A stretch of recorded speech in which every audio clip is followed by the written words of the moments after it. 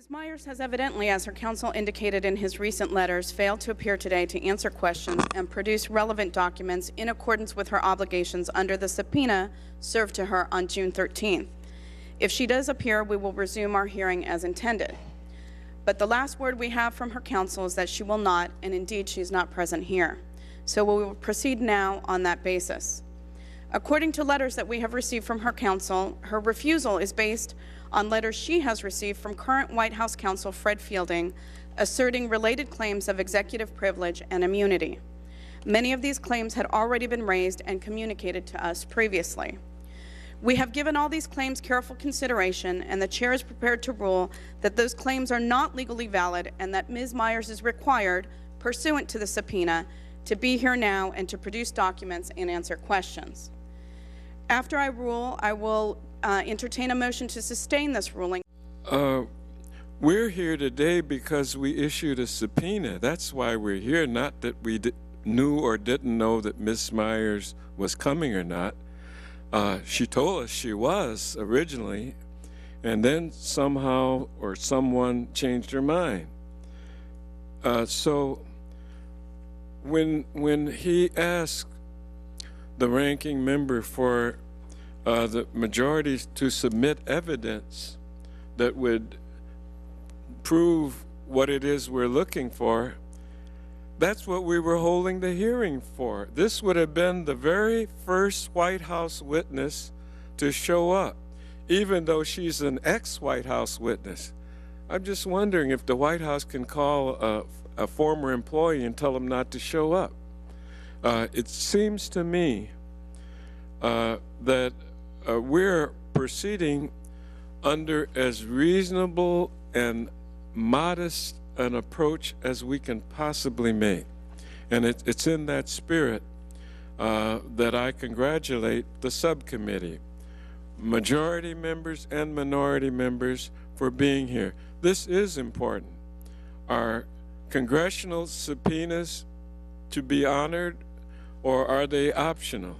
I am terrifically concerned that what we do today is going to have a monumental effect on our ability as an institution in the future to do oversight. And that because unlike the Dean case or many of the other cases, as distinguished from virtually all the cases that you've mentioned, what we don't have here is evidence of criminality. And you can't go to the courts essentially and say, we don't know what we don't know, therefore give us a subpoena so we can find out. And I can't fathom a private citizen getting a subpoena to come before this body and not showing up.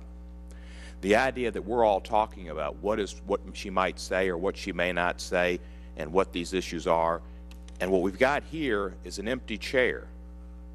I mean, that is as contemptuous as anybody can be of the government, of the process, of the country, because we represent the country. And when this committee issues a subpoena, people are supposed to come forth. And if they have a counsel to say that they have a privilege, the counsel is supposed to assert it. They're not supposed to stay home. And the president or the emperor, I know Mr. Cannon wasn't necessarily referring to our president when he says the emperor has no clothes, but one could not think of anything but the emperor cannot tell private citizens to flout the law. And that's apparently what's happened. And that is wrong. And I support the chair in bringing this motion, and I support the chair in bringing a contempt citation, because this is as contemptuous as you can be of the United States of America. We just had our 4th of July holiday. This is the greatest country on the face of the earth, and you don't not show up. This is a Gary Trudeau cartoon live. We're only missing the feather. Ladies and gentlemen, if we do not enforce this subpoena, no one will ever have to come before the Judiciary Committee again. And I thank the gentleman for yielding. I thank the gentleman for his comments. Well, would the gentleman yield for me for a brief question for my respected chairman? Time belongs to Mr. Watt. I'm happy to yield to Mr. I thank you, and I will be brief. And Mr. Chairman, I've got the greatest respect for you, but I don't recall the last witness who had a letter from the President of the United States reminding that witness that she had been his chief counsel and that he was instructing her as his prerogative with executive privilege not to appear in front of this committee. If the chairman thinks that's going to be a regular occurrence, I would have concern about undermining this, but I don't believe that's going to happen every day, and I don't recall it's ever happened before. It happened yesterday in the Senate Judiciary Committee.